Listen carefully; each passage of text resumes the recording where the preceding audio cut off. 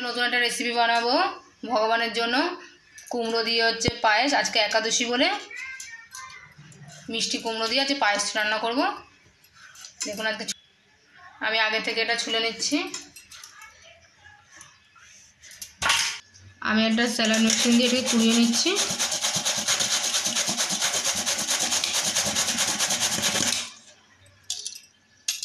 দেখুন খুব সুন্দর করে কুড়িয়ে নিয়েছি।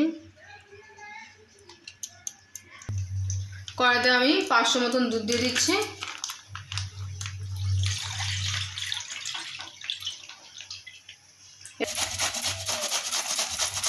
আমার হয়ে গেছে দেখুন।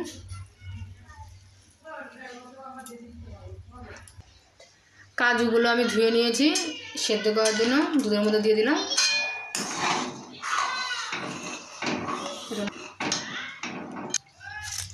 আমি এই যে এলাচ দিয়ে দিলাম আর এই তেজপাতা দিয়ে দিলাম।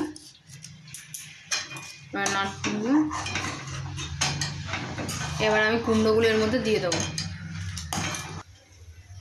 এবার আমি কুমড়োগুলো, মিষ্টি কুমড়োটা দিয়ে দিচ্ছি।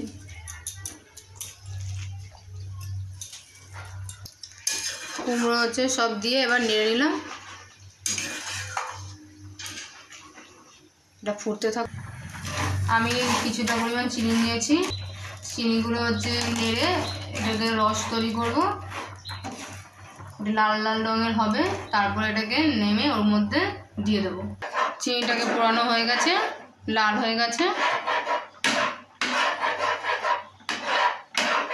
এখন আমি এর মধ্যে ঢেলে দেবো।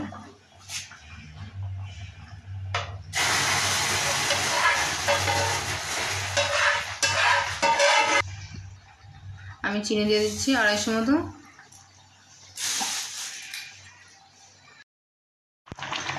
গন্ধের জন্য একটুখানি ঘি দিয়ে দিলাম।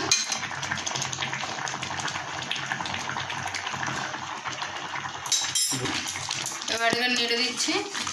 এবার আমি ভগবানের জন্য এটা পরিবেশন করে নেব।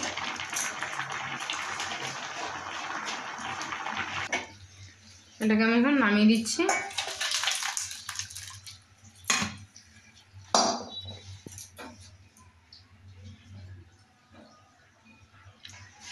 আমার তৈরি হয়ে গেছে আজকে মিষ্টি কুমড়োর পায়েস। হরে কৃষ্ণ।